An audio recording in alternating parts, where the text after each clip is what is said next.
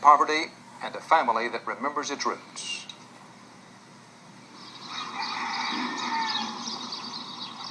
It is the melon harvest season in the Rio Grande Valley of Texas. It is hard, back-breaking stoop labor under a hot sun.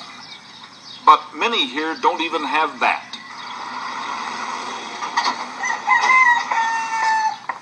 By almost any measure, this is the poorest place in America. 1 out of every 3 people who can work is unemployed. 40% of the residents receive food stamps. More than half of them live below the federal poverty level. That is one way to look at their lives. But by another measure, the people are a huge success. You're proud of what you have. Whatever you have, you're proud of it.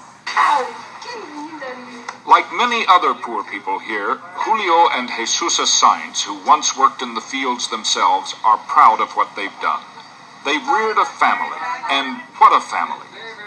There is Juan, a medical doctor, and there is Javier, another doctor who is in a residency program in a nearby hospital.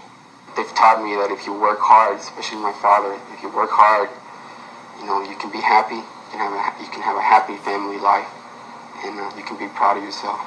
And there is Joel, the manager of 2 lumber stores in the Rio Grande Valley. And Jesus Saenz, the pharmacist who just opened his own pharmacy. It is possible if you're determined to do what you want to do, though.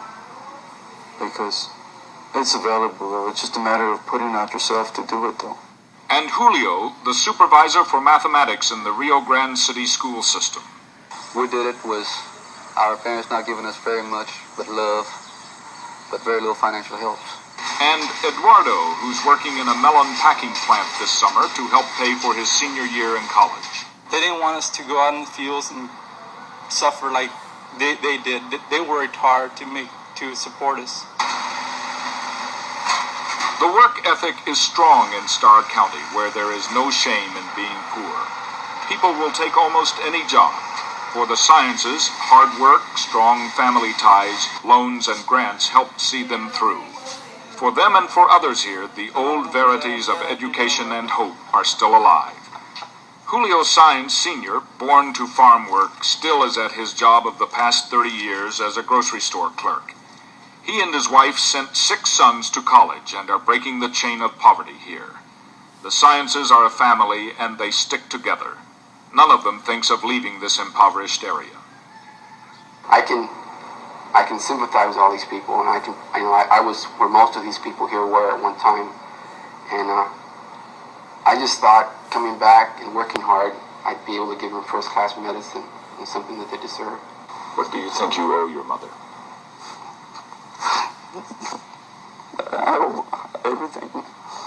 If it hadn't been for, for struggle, I don't think we would have been here, though. The Saenz family is not alone. Others have been successful too. But not everybody succeeds, of course. Many people here will be lost to poverty and failure. There is a great sadness to that. And yet there is hope to see the Saenzes together. Their sense of family is worthy of celebration. William Faulkner said this: "I believe that man will not merely endure, he will prevail. He is immortal not because he alone among the creatures has an inexhaustible voice, but because he has a soul, a spirit capable of compassion and sacrifice and endurance." Ed Rabel, CBS News, Starr County, Texas. And that's the CBS Evening News for this Monday.